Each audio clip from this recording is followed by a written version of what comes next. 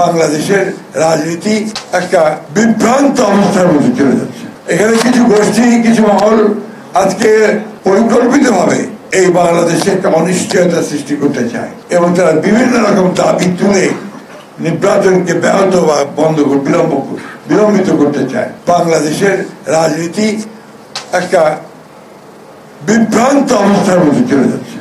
Confuse politics, এমন এমন জিনিস এসে ঢুকছে যেটা বাংলাদেশের মানুষ চিন্তাই করতে পারে না, যেটা বাংলাদেশের সোল নয়, আত্মা নয়। আজকে দুর্ভাগ্যক্রমে এই বর্তমান সময়টা অত্যন্ত একটা জটিল সংকটের সময় উপস্থিত হয়েছে। অনেক আশা আকাঙ্ক্ষা ভরসা নিয়ে আমরা 16 বছর লড়াই করেছি ফ্যাসিবাদের বিরুদ্ধে, বিএনপি লড়াই করেছে। আমাদের অসংখ্য নেতাকর্মী আমাদের গ্রেপ্তার হয়েছে, মিথ্যা মামলা হয়েছে, নিহত হয়েছে, শহীদ হয়েছে। আমরা আজকে ছাত্র জনতার একটা অভ্যুত্থানের মধ্যে দিয়ে 24-এর জুলাই যে আন্দোলন শুরু হয়েছে, 5ই আগস্টে যার শেষ হয়েছে শেখ হাসিনার এই দেশ থেকে চলে যাওয়া নিয়ে, সেই অবস্থাটাকে, মানুষের সেই আকাঙ্ক্ষাটাকে, মানুষের চাওয়াটাকে কিন্তু আমরা সঠিকভাবে ধরতে পারছি না।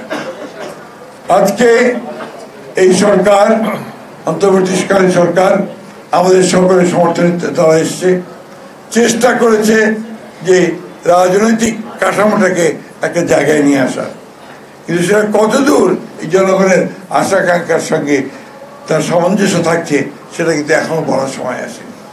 আমরা বারবার বলেছি যে নির্বাচনই হচ্ছে একমাত্র পথ যা দিয়ে একটা ট্রানজিশন টু ডেমোক্রেসি, গণতন্ত্রে আমরা যেতে পারবো এবং জনগণের আকাঙ্ক্ষাকে সেখানে আমরা প্রতিফলিত করার চেষ্টা করতে পারবো। অনেকটা বিভ্রান্তি, অনেকটা হতাশা এবং অনিশ্চয়তার মধ্যে দিয়েও কিন্তু এই নির্বাচনের এখন একটা সম্ভাবনা দেখা দিয়েছে যে 26 ফেব্রুয়ারি মাসে এই নির্বাচন অনুষ্ঠিত হবে। এখানে কিছু গোষ্ঠী, কিছু মহল আজকে পরিকল্পিতভাবে এই বাংলাদেশে একটা অনিশ্চয়তা সৃষ্টি করতে চায় এবং তারা বিভিন্ন রকম দাবি তুলে নির্বাচনকে ব্যাহত বা বিলম্বিত করতে চায়। কিন্তু এই দেশের মানুষের এখন সবচেয়ে বড় প্রয়োজন যেটা, তারা হচ্ছে একটি নির্বাচিত সরকার যার পিছনে জনগণ থাকবে।